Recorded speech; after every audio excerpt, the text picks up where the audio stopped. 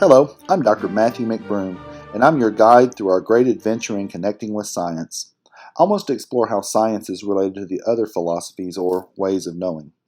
The word science, of course, comes to us from the Latin word which means to know or to discern or to distinguish, and historically what we call science was also known as natural philosophy. In this narration, I want to accomplish our goal of examining science among the other philosophies, but maybe do it from a little different perspective, and that's through the eyes of art. This work that I have here is by Raphael. It's titled The School at Athens, and this is a stylized embodiment of the high Renaissance ideal of the integration of the ways of knowing. This particular fresco was one of 4 frescoes that were commissioned for the Papal Library in the Vatican, and they were designed to show the necessary synthesis of direct divine revelation through the Christian Bible and more indirect revelation through creation or nature. The frescoes on each of the 4 walls represent the 4 areas of human knowledge: religion and law, or justice, shown here, as well as poetry and philosophy on these 2 walls. The first of these 4 ways of knowing, religion, is illustrated by a fresco called The Disputation of the Holy Sacrament, which includes various biblical and canonical figures and church figures, with Christ himself here in the center. The next way of human knowing is represented by law or justice in a fresco titled The Cardinal and Theological Virtues. This includes an illustration of the 3 great virtues of fortitude, prudence, and temperance. The third way of human knowing, or poetry, is represented here, with Apollo here in the center playing his violin, surrounded by the 9 muses and various other great poets. But the one we really want to turn our attention to today is here, the school at Athens. Having completed our circuit around the Papal Library, we begin to look at this idealized way of knowing that should organically harmonize between the powers of the soul, the mind, and the senses.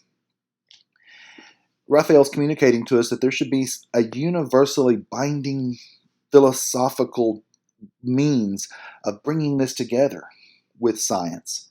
Art, poetry, literature, music, religion were all to be integrated into what we would consider true learning. This is why the great philosophers of antiquity are all portrayed here as being under one roof, exchanging their ideals, and in some cases with Raphael's contemporaries, as we'll note here in a second. And a roof, incidentally, that many historians see as St. Peter's Cathedral in Rome, perhaps emphasizing the idea of theology as the queen of the philosophies. During this course, I'll argue that the popular contemporary perceptions of a disharmony and even an overt hostility among the ways of knowing is part of what contributes to many of the science and policy controversies in our culture. Perhaps thinking about ways of knowing can in fact harmonize, and that harmony is the way we can begin to work through some of these controversies. To begin with, I want to look at how Raphael flanks this great assemblage of philosophers with the 2 great mathematicians on our left and on our right. First, on our left, is Pythagoras. And Pythagoras is famous to most of us because of his Pythagorean theorem, stating that the sum of the square of the legs of a right triangle is equal to the square root of the hypotenuse. And Pythagoras is surrounded by various pupils looking over at his shoulder as he tries to understand mathematical harmony in nature, in music, and all other areas of learning. On the other side, we have the great Euclid, who is considered to be the father of geometry. He also is surrounded by pupils. Something interesting here, it's thought that the 4 pupils represent the 4 stages of learning. The young person kneeling here would represent the first level of literal learning, or what we call the grammar stage. The person immediately above him, with his hand on his back, understands a little more and is perhaps encouraging his peer, perhaps kind of like a collaborative learning sort of environment. The third young person here represents the excitement of dawning comprehension, while the figure above him represents the highest stage and that is the excitement of dawning comprehension. Now, this young man not only knows, but he's anticipated the outcome. So we have mathematics here on the flank, but really it's the center of the painting that I want to focus in on. The philosophy is in an idealized harmony with other ways of knowing is, of course, not a philosophy without some controversy within itself. So Raphael's genius is that he actually illustrates this for us pretty well here in the center of the painting.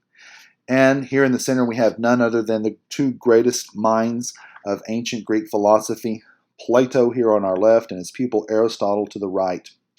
Plato is regarded as one of the great philosophers in the West, so much so that Alfred North Whitehead stated that the safest general characterization of the European philosophical tradition is that it consists of a series of footnotes on Plato.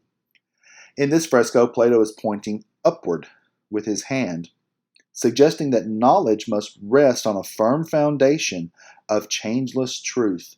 Since observation with our senses is prone to error, and since what we see changes, there must be some changeless form in heaven from which we begin our reasoning.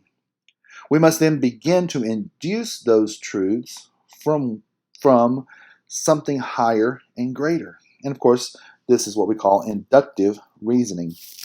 Another interesting thing to note about Plato is the color of his dress. He's dressed in purple and red, denoting two of the four elements, air and fire, which are regarded as the lightest of the elements and therefore go upward. In contrast, his pupil over here, Aristotle, has his hand extended forward, palm to the earth. This suggests that knowledge must begin with what is actually observable. How can one know these eternal, changeless forms without some kind of concrete observation?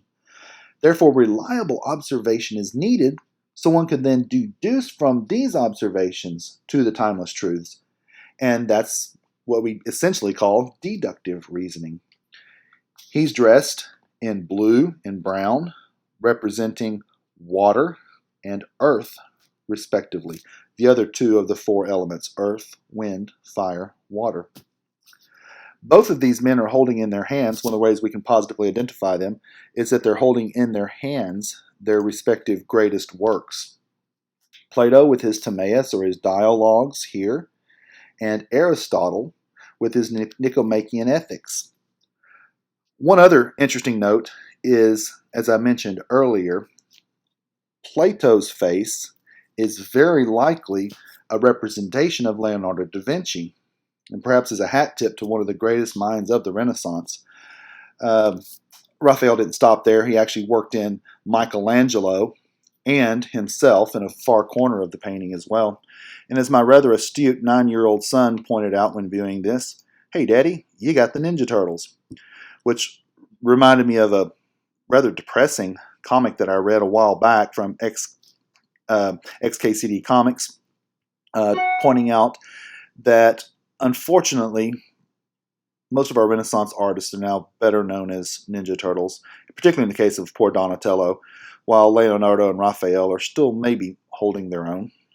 But anyway, I digress. I'm prone to do that in these sorts of things. Going back to our school at Athens for a moment, as Plato and Aristotle make their way through the crowd, they're flanked by the sculptures of Apollo and Athena, and the individuals lined up here more or less would line up with their respective philosophies, the Platonists on this side of the room, with the Aristotelians on this side of the room.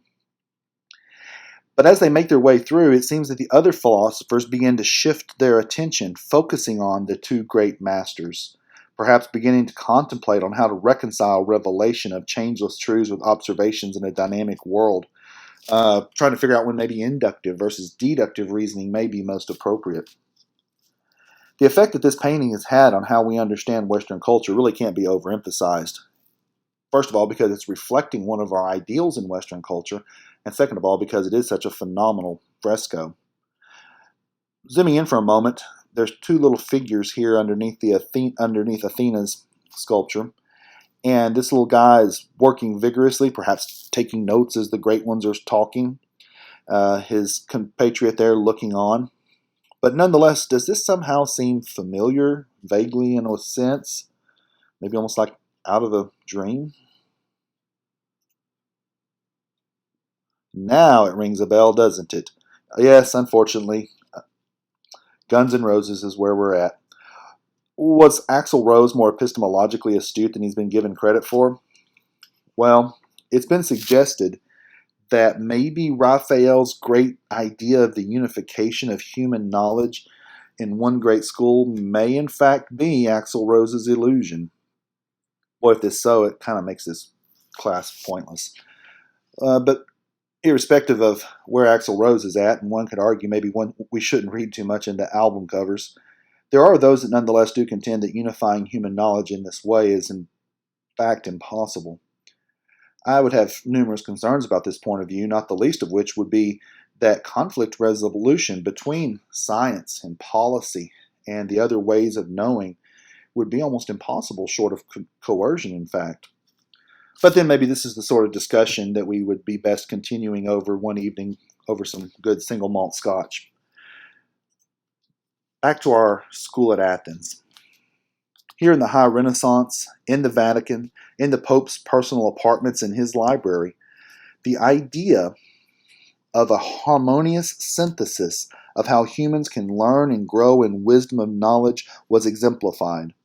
And part of my goal for this class is that we can hear this harmony and effectively communicate it with our audiences as well. Well, I thank you for your attention, and I look forward to future discussions with you about this and many other very interesting topics.